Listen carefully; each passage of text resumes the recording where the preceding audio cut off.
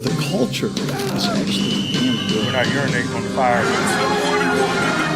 You can stop asking that question. I'm going to be calling the defenses. I'm open. Always open. I'm calling both games. This week in Sportsball is brought to you by Six Flags. Now with even more F-ball than before. Come for the judgment calls, stay for the points of emphasis. Six Flags. It's more like 60. May the questions and allegations be dodged by both teams tonight.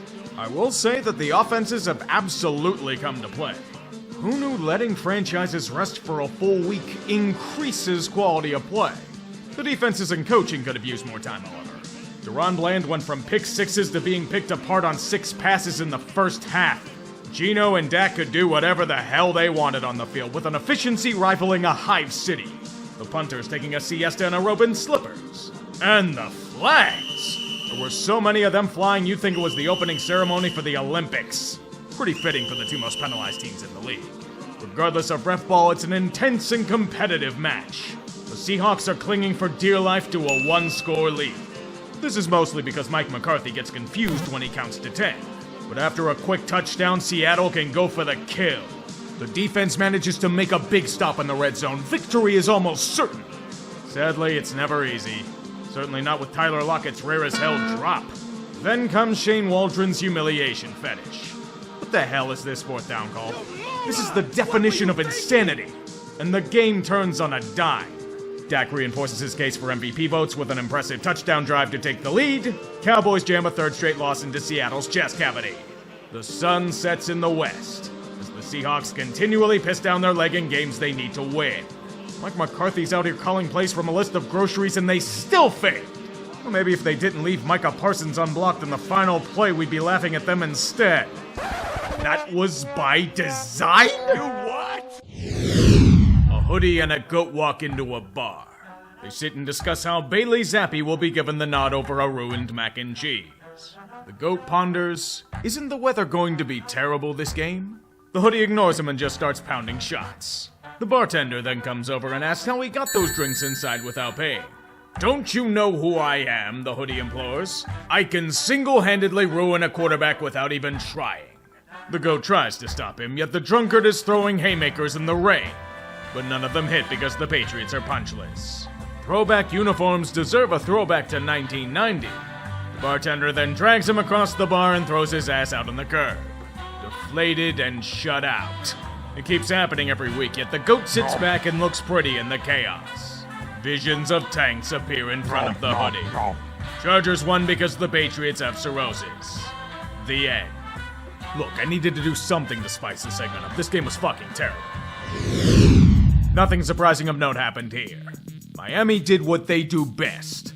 Beat the ever-loving shit out of garbage opponents with a high-flying offense. Tua to Tyreek flying in the air for an easy delivery of 6 multiple times in this game. The only thing smelling good in this Commander shit pile is a tasty pick 6 to Andrew Van Ginkel. An absolute shellacking which merely reinforced every single trope about both teams. All the way down to the scoregami. Ron Rivera isn't just done, he's being walked to the back shed by ownership at this point. What the fuck even is the defensive game plan for the commies? Playing Space Invaders? So bad even Jay Gruden's shooting arrows across the damn nose. Incompetence and corruption in Washington. Who expected anything less? I honestly shouldn't have been surprised by this. There's at least one game a year where the Steelers play like complete shit against a bottom feeder. Playing down to competition, looking past their opponent, the Tomlin or Cowher tradition, whatever you want to call it. The hopes of last week are gone. Arizona, for as limited in talent as they are, play hard and fight for every inch they can. They'll pounce on teams that take them lightly. Say hi to Dallas for us, Pittsburgh. A golden opportunity for an easy win, and they piss on its remains like always. Any expected progression for Kenny Pickett was for naught. He fell apart with an ankle injury that forces Pittsburgh to kiss titties. The response was apparently going out of shotgun on 4th down at the goal line? Did Matt Canada even leave? I'd answer it, but the Steelers can't stop a 3rd downer Trey McBride. Pittsburgh's out of inside linebackers. They'll be starting Blake Martinez and Miles Jack by week 15. When the only highlights for them are weather delays, it was an epic embarrassment. People call this a stunning upset? It's a perennial lolcow of the week show.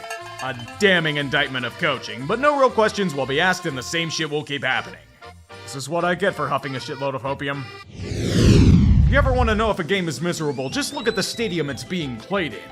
Whenever MetLife's involved, you're all but guaranteed to watch something terrible.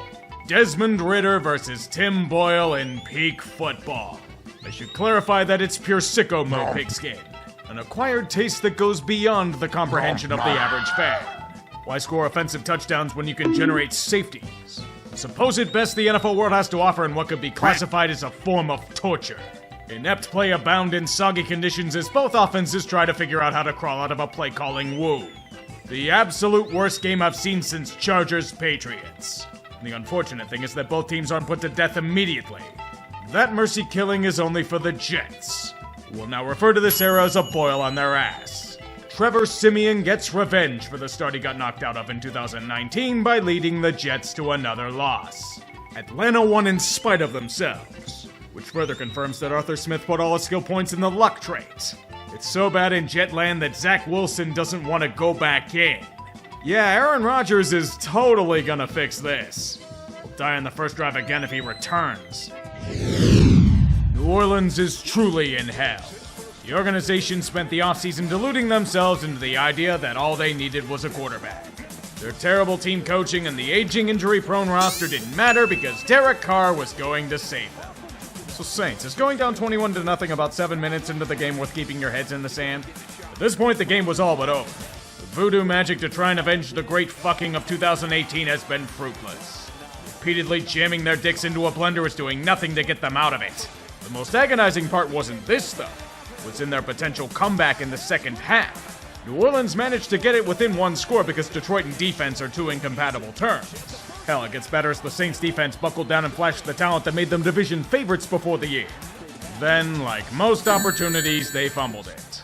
New Orleans is now making Carr the whipping boy as Jameson Williams speeds down the sideline for a seamless TD. Redemption for Carr? Not with this laundry list of injuries. The dude is an entire hospital ward of ailments, and famous Jameis will have to carry the load. He would lead New Orleans to a touchdown, but like most things involving Saints, there'd be a scandal involved and several of them would be excommunicated. Offensive stagnation and desecration with a turnover on downs, Detroit drives the dagger with their offense. Another winnable game thrown into the abyss of infinite nightmares. Unlike the Lions, it doesn't bounce back. As I said, New Orleans is truly in hell. AFC South football is a beast all its own. Despite both teams showing glaring flaws and Indianapolis the stronger team on paper, this game was something else. I wonder if anyone has ingested every illicit drug on the market at once and lived to tell the tale. That experience was probably close to what this offered. The football gods implemented a bunch of cheat codes and turned it into pure chaos. We're talking a quarterback fumble who recovers his own fumble in the second level from a Colts defender that fumbled. We're talking King Henry rumbling in his home court to take a 10-point lead.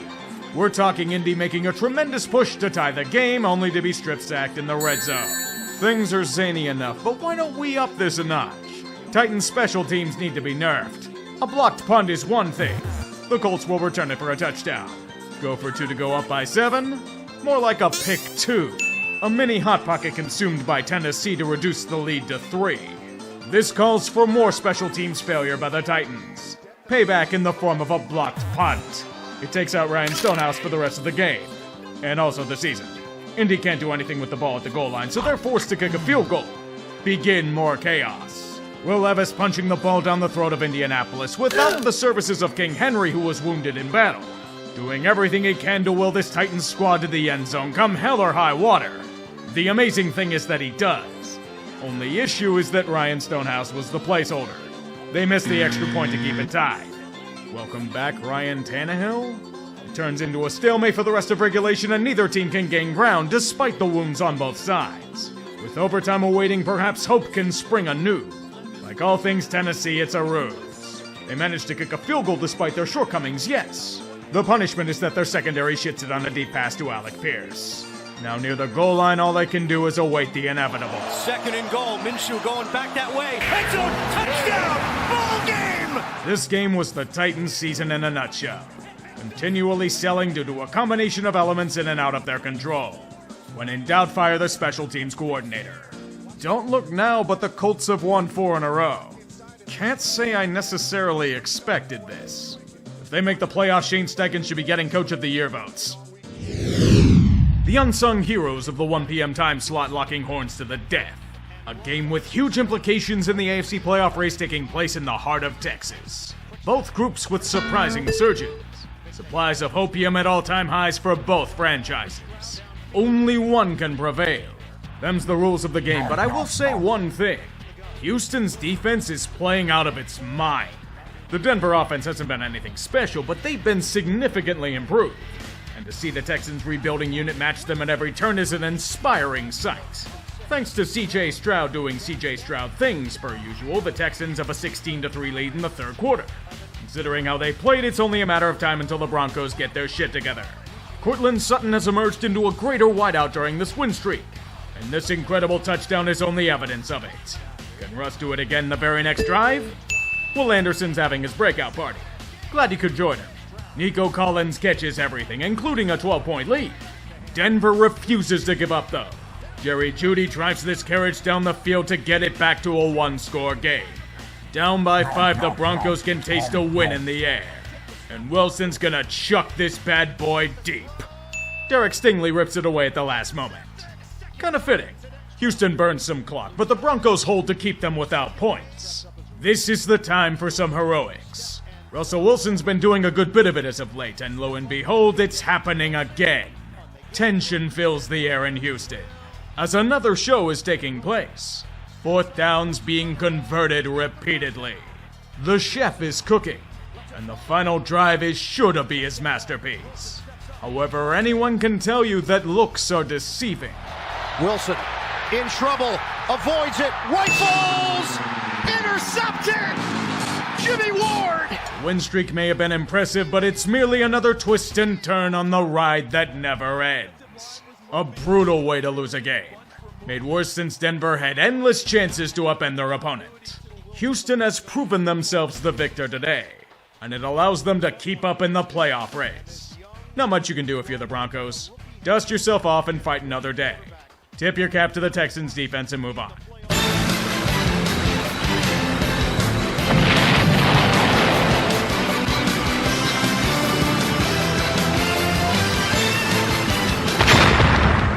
This was a game that fit tank division like a glove. 2 teams in the middle of death spirals clinging on to dear life. At least that's the case for the Buccaneers. Carolina's just dead. Don't even try to resuscitate them, this is a benevolent form of mercy. It's been a good bit since I've seen an offense so pathetic. Most teams will have some form of inept blocking, no receiver separation, and middle school scheming. It's very rare to have it all happen at once. We found the fucking holy grail.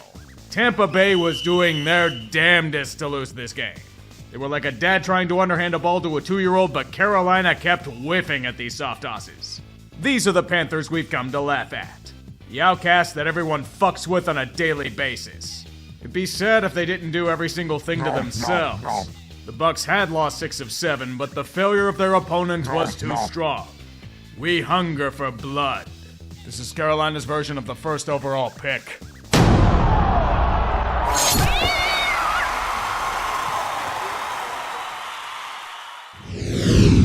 In our hour of need, we have the greatest blessing. Joe Flacco starting a game in 2023. Elite quarterback play complementing an elite defense. Well, that elite defense was in prior performances.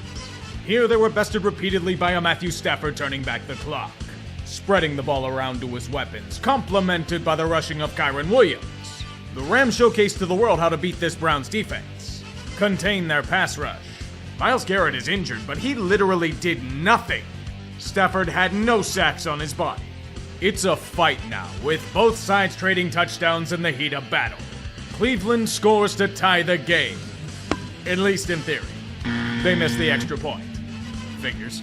It remains a 1-point game after a quick Rams drive. Cleveland may get another chance, but behold the greatest blessing. A legendary Joe Flacco arm punt. In 2023! I never thought I'd witness such majesty with my eyes again. The Rams are inspired by this chucking to pull away from the Browns and win convincingly. LA is the definition of mid, but look at the NFC. It's a shithouse. The Rams are in prime position for a wildcard spot at 500. Be ready. The gauntlet is approaching. San Francisco is gunning for more than revenge for last year's NFC Championship game. They want to send a message. Any foe that dares cross them in the field of battle will suffer a fate worse than death. In a supposed game of the week against the supposed class of the NFC, the Eagles weren't just run over by a monster truck. They were plucked of their mighty feathers, boiled in tar, and left to be consumed by maggots in a swamp. Even in the home confines of the Link, their champions will be routinely bested and slaughtered in front of a horrified crowd. There will be no crowning king here. San Francisco has shown that they are the class of the conference. Fuck the seeding, the NFC runs through them and them alone. They have 50 ways to kill with unbelievable efficiency, and the Niners showed us at least 10 of them in a 30-minute span. The only demerit for them was Dre Greenlaw trying to skirmish the Eagles' head of security, getting them both booted in the process. It's like sacrificing a bishop for a damn pawn.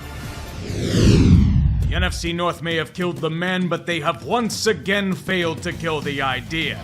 That division had one job: to prevent Jordan Love from developing into the heir apparent to Aaron Rodgers. Over the past month, they have failed. Miserably. Jordan Love hasn't just refined his gunslinging abilities as of late, he's usurped the powers of quarterbacking of the franchise QBs before him. Kansas City boasts a strong defense that has quashed many great throwers. Against Love, no such luck. He dissected that ailing unit repeatedly, especially to Christian Watson. It's rare when the Chiefs are forced to try and keep up, but they just can't. Either stuffed in the red zone or Mahomes hurling an inexplicable interception in the fourth quarter. They just haven't been good enough, and the Packers have secured an 8-point lead. KC may get another chance, but the final drive must go to ref ball. This is unnecessary roughness despite Mahomes not being out of bounds.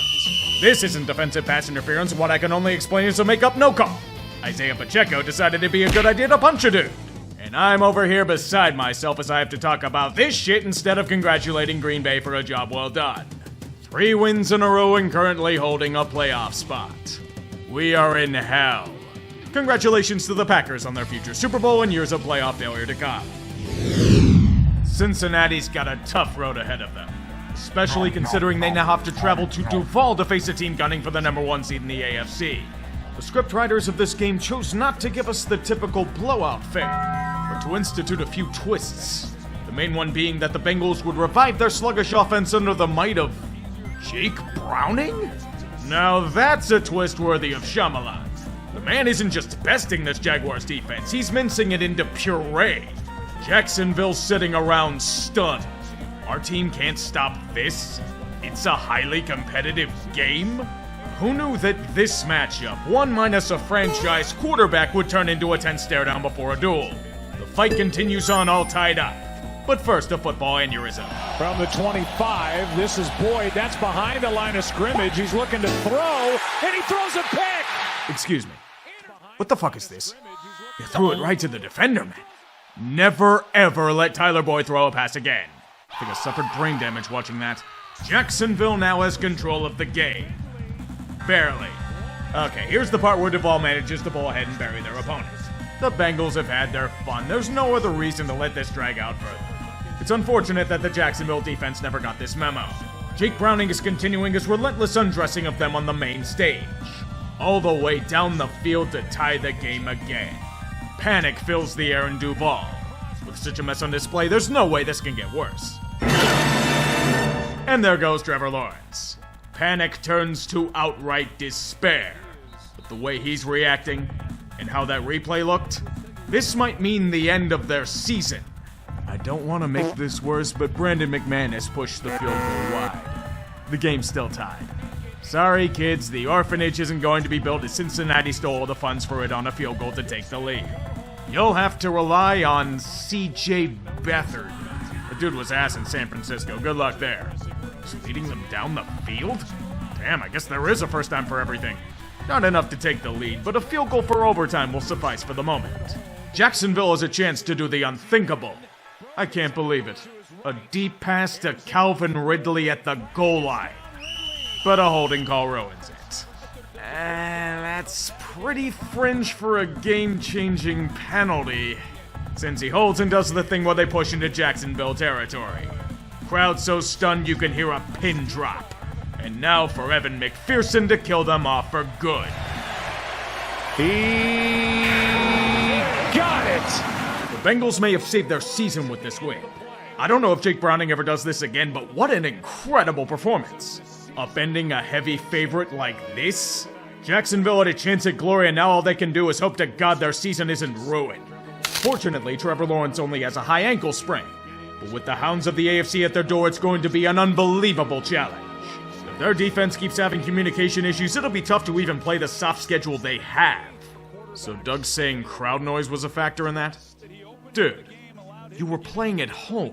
We've only got 5 weeks left in the season from hell itself. That means the playoffs are about to be seen as we crest over the hill. And then the race to the finish will truly begin. The AFC is a mosh pit as we all expected. Right now, Miami is the current #1 seed by tiebreaker, despite questions that linger. Baltimore, after their bye week, is slotted at #2. Kansas City and Jacksonville, after some rough losses at home this past week, are the final division leaders at 3 and 4. The 3 wildcard spots are bunched up, as the Steelers, Browns, and Colts are all 7 and 5. The Texans are also 7 and 5, but the first team out. Denver, Cincinnati, and Buffalo sit on the fringes at 6 and 6, and the Chargers and Raiders are kinda there at 5 and 7. In contrast, the NFC is much more slanted towards the top. Philly still remains the #1 seed despite their loss, but San Francisco and Detroit are gaining on them fast. As the Clown in the Army Battalion, Atlanta is 4th in Tank Division. Dallas should be in a top 4 spot, but they're stuck in a division with the Eagles. The other 2 wildcard spots are a 4-team race. The Vikings and Packers claim positions for now, but the Rams and Seahawks are right on their tail. Right behind them, the Buccaneers and Saints are knocking on the door of Tank Division. And the Bears and Giants are currently in a combination of long-term planning and extremely slim chances to make noise. This is the playoff situation, and the madness is only going to amplify. There's only one rule, and sadly the Panthers didn't follow it. Don't get eliminated! Bring out Hoodie! Unit lost. Bring out Hoodie! Bring out Hoodie! Bring out Hoodie!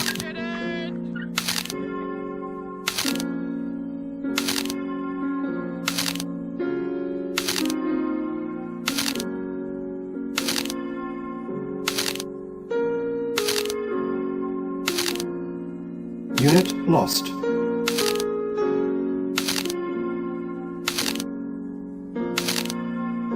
Unit lost. Unit lost. Unit lost.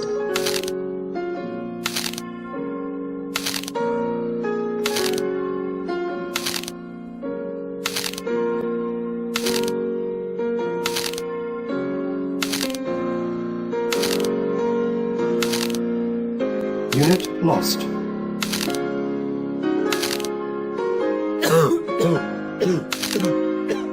Unit lost. The bloodlust of the football gods will never be quenched. Amen. From the 21-yard line on first down, off the play fake again. Flacco will step up, pressure coming, heaves it to the sideline, and it's going to be intercepted. Picked off by John Johnson III. He'll return it across midfield. Inside the 40, reverses at the 35. Johnson still going inside the 25 before Jerron Christian can finally bring him down.